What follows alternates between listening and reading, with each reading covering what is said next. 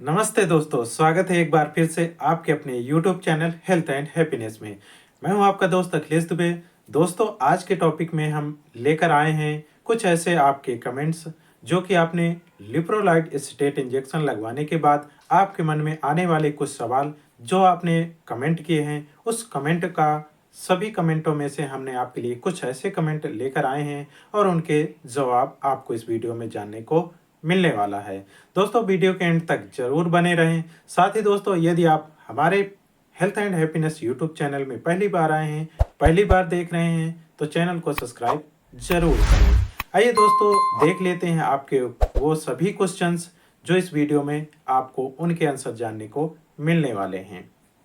दोस्तों, आप में से बहुत से ऐसे पेशेंट हैं जो लिप्रोलाइट एसीटेट इंजेक्शन लगवाने के बाद जिनके मन में पहला सवाल यही होता है, उन फीमेल्स में पहला सवाल यही होता है कि ये लिप्रोलाइट एसीटेट इंजेक्शन लगवाने के बाद यानी लेने के बाद, लास्ट इंजेक्शन लेने के बाद पीरियड्स रेगुलर कब होते हैं और यह पीरियड कितने दिनों के लिए डिले होते हैं।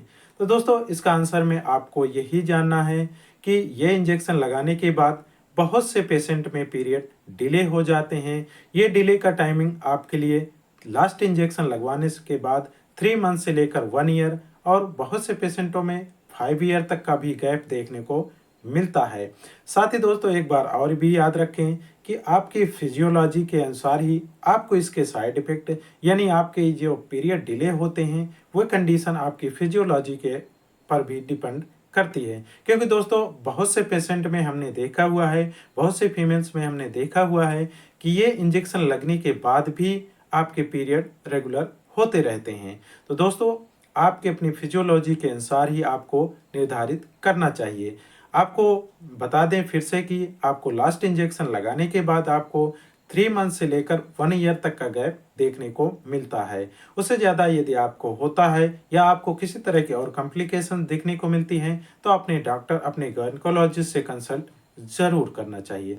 अब आइए दोस्तों, अगला क्वेश्चन देख लें। इस क्वेश्चन में आपने जो कमेंट किया है उसमें से बहुत सारे कमेंट्स ऐसे हैं कि ये लिप्रोलाइट इंजेक्शन लगाने के बाद पीरियड का डिले होना या रुक जाना, पीरियड ना आना, क्या ये एक नॉर्मल बात होती है? जी हाँ, ये इंजेक्शन लगाने के बाद हार्मोन का इंजेक्शन आपके हार्मोनल इम्बैलेंस होता है, जिससे कि क्या होता है, आपके पीरियड डिले होते हैं या आपका पीरियड नहीं आता है। तो आप ये बात जरूर मान के चलें कि ये इंजेक्शन लगाने के बाद यदि पीरियड डिले होते हैं, पीरियड नहीं आते हैं, तो यह एक नॉर्मल बात कह सकते हैं। अब आइए दोस्तों, अगला क्वेश्चन भी देख लेते हैं। इस क्वेश्चन में आपने जो कि कमेंट किया हुआ, बहुत सारा पेशेंट ने हमारे वीडियो पे कमेंट किया हुआ है कि ये इंजेक्शन लगाने के बाद एंडोमेट्रोसिस या ओवेरियन सिस्ट जो हो जाता है, तो क्या ये इंजेक्शन यानी लिप्रोलाइट एसीटेट इंजेक्शन लगाने के बाद एंडोमेट्रोसिस, फाइब्रॉइड या ओवेरियन सिस्ट को श्रिंक किया जा सकता है या लगाने के बाद श्रिंक होता है क्या? तो दोस्तों, बिल्कुल लिप्रोलाइट एसीटेट इंजेक्शन की पूरी डोज लेने के बाद आप देखेंगे कि आपका एंडोमेट्रोसिस या फाइब्राइड श्रिंक हो जाता है, साथ ही आपके ओवेरियन सिस्ट भी श्रिंक हो जाती है। तो इसी के लिए ये ज़्यादातर डॉक्टर इसका उपयोग करते हैं। आइए नेक्स्ट क्वेश्चन भी देख लेते हैं। क्वेश्चन में दोस्तों, आपने जो कमेंट किया हुआ है, बहुत सारा कमेंट आया हुआ है, उसमें यह कमेंट किया गया है कि ये इंजेक्शन लगाने के बाद क्या प्रेगनेंसी के चांसेस बढ़ जाते हैं? दूसरा, यदि यह इंजेक्शन लगाते हैं तो प्रेगनेंसी के चांसेस क्यों बढ़ जाते हैं?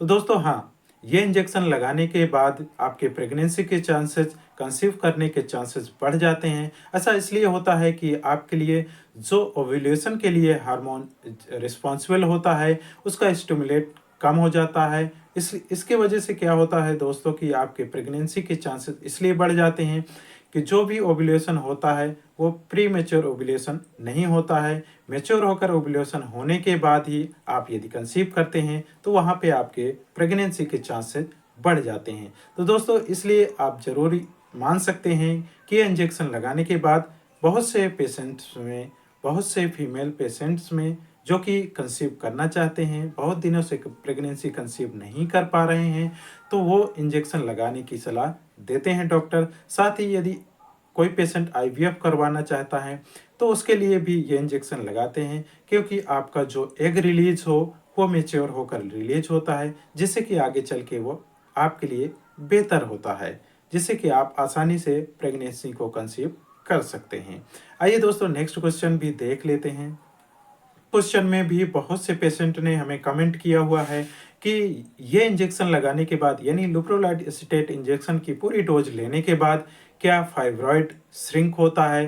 बहुत से पेशेंट हैं जिनकी एज 40 प्लस है, यानी 43, 49, 45 ऐसी एज हो गई है। उस कंडीशन में वो प्रेगनेंसी को कंसीव नहीं करना चाहते, उनको फाइब्रॉइड की प्रॉब्लम हो गई है, बहुत सारा ब्लीडिंग ही होता रहता है। तो उस कंडीशन को ठीक करने के लिए, क्या फाइब्रॉइड को श्रिंक करने के लिए लिप्रोलाइट एसीटेट इंजेक्शन का उपयोग करना सही होता है। जी हाँ दोस्तों, जैसे कि आपको डॉक्टर सजेस्ट करते हैं कि फाइब्रॉइड को श्रिंक करने के लिए, यूट्राइन फाइब्रॉइड को श्रिंक करने के लिए, उसको ठीक करने के लिए इंजेक्शन की सभी डोज दी जाती है।